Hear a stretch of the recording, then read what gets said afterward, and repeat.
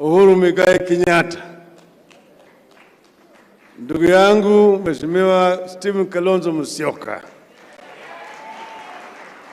viongozi wote ambao wamefika hapa siku ya leo, wananchi wa Kenya, hamjambo. Hamjambo tena. Leo hata mimi ninakosa maneno ya kusema. One of those occasions when you really feel you lack words to express your gratitude. But I want to begin by paying gratitude to all of you who have come here today and who have made a decision to nominate me as your candidate in the coming elections. I want to say that I accept the nomination by Azimio la Umoja to vie for the President of the Republic of Kenya in the August 2022 elections.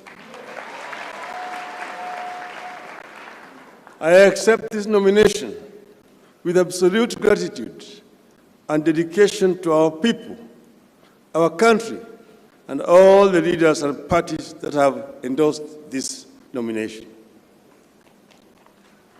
You have handed me a strong, broad, and unified platform to stand on and additional pairs of hands to help steady the ship. Azimio is a broad national democratic movement which puts premium on national unity, inclusive development, and transparent and accountable use of public resources. We'll use it to continue the struggle to eradicate poverty, ignorance, and disease that our nationalists initiated at independence, but still remains a work in progress. The nomination comes with a responsibility to lead Azimio to resounding victory in August and put our country firmly on the path of greatness and prosperity. I will deliver with your continued support. This journey has been one of the most unlikely in the history of our country.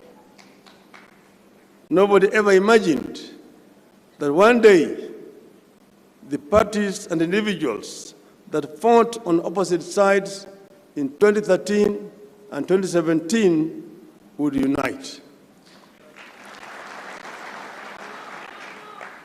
We got here because of the March 2018 handshake between His Excellency President Uhuru Kenyatta and myself.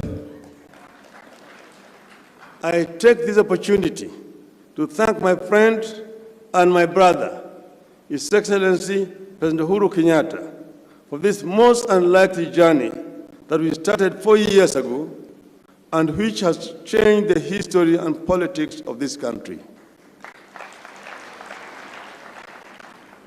I want to thank our supporters for standing with us as we negotiated strong ties from within and without to steer the country in this transformative direction.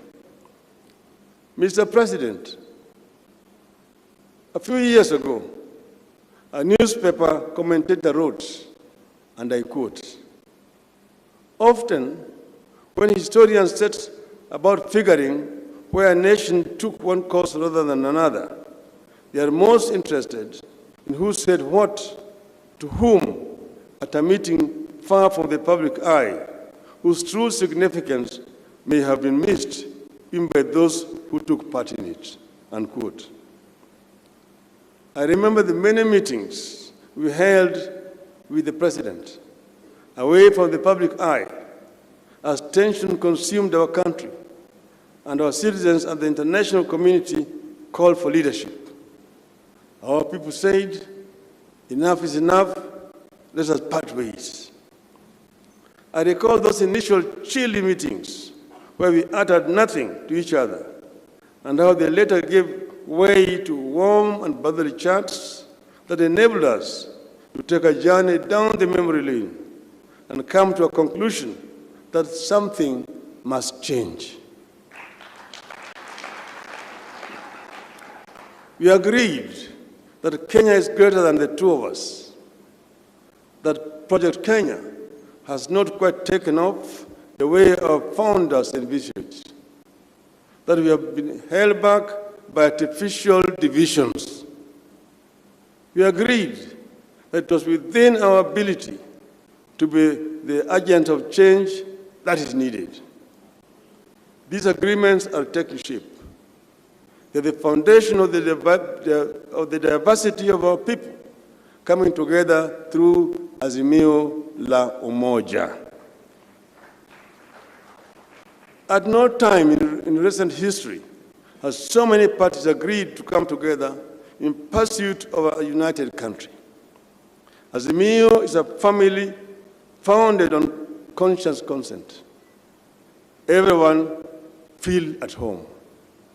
The pledges I make here today with this ticket are pledges I intend to keep.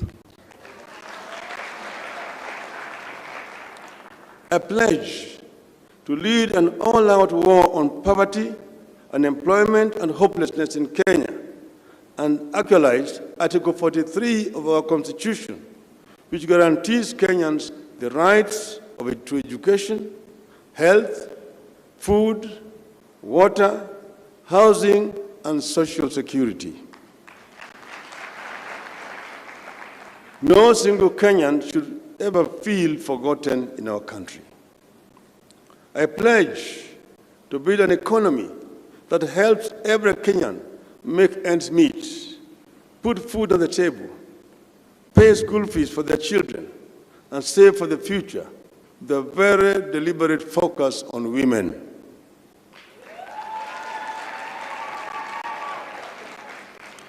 I will strive to eradicate this feeling among majority of Kenyans that however hard they work, nothing seems to change in their lives. I pledge to create a standalone ministry for youth affairs and mainstream appointment of the youth in the Azimio government, in addition to tax holiday for the youth enterprises and tax incentives to organizations that employ the youth. I pledge to take technology to farmlands across Kenya and revolutionize agriculture, help farmers produce more and benefit from the sweat of their labor through farm subsidies. I pledge to revolutionize our health services by building on the successes recorded by the Jubilee government. More hospitals and well-paid and motivated health workers, health insurance, and focus on preventive health. We call it Baba Care. Baba Care. I pledge to give every Kenyan child access to the best possible education. More schools, better trained and well-paid teachers. We shall waste no child. I pledge to raise financial allocation to counties from the current at least 15% to at least 35% of the national budget. President Uhuru Kenyatta has revolutionized infrastructure in Kenya. I pledge to use the platform of infrastructure to revolutionize industrialization. Wherever the road, the rail, power line, and internet leads, we should have an industry to make Kenya a manufacturing powerhouse. Buy Kenya, build Kenya. I pledge to lead a war against corruption. We will make this country adopt 3 don'ts to corruption. 1, don't want, don't do, and don't dare.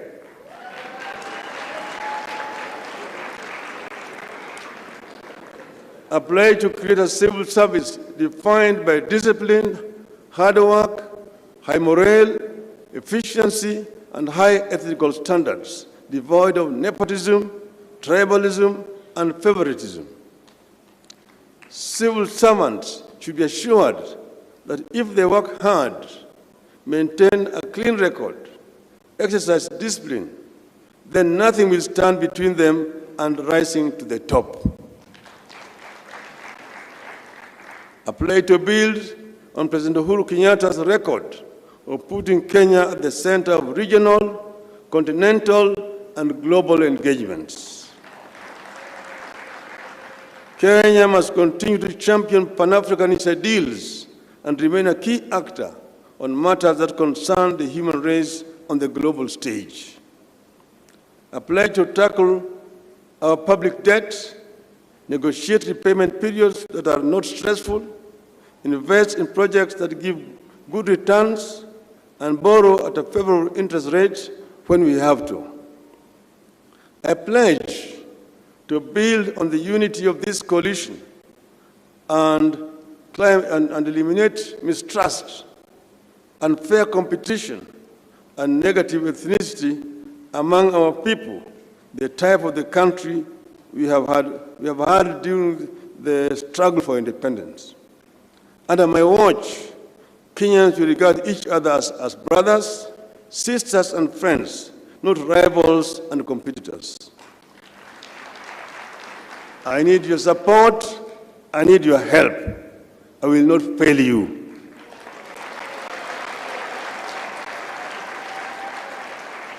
Sitaki kusema zaidi ya haya. Namaliza kusema shukrani sana kwenu, ndugu zetu zote, ndugu Kalonzo Musyoka. Tulikuwa kuna shida, leo tumeongea, tumesalimiana, tumesema tutatembea pamoja. Na tumehakikisha kwamba tunataka kuweka watu yote pamoja kama Wakenya. Ndugu yangu Uhuru Kenyatta amefanya mengi zaidi. Tunamshukuru. Na yeye tutatembea na yeye bega kwa bega. Mimi si project yake. Hata yeye si project yangu. Tuko pamoja, tunatembea sambamba. Na Kalonzo vile namna hiyo, hata Gideon, Charity, tuko hapa na Lee, Janju yuko hapa, Muhisa Kitui yuko hapa, Oparanya yuko pale, tuko hapo na watu wetu wote hapa, Munya yuko mpande ile, na basi yuko hapo, Lonyangapuo 001. Tuko hapa na wengi sana. Na tutakuwa pamoja, tutatembea pamoja kama azimio la umoja ya kuenea wa Kenya na kuweka Kenya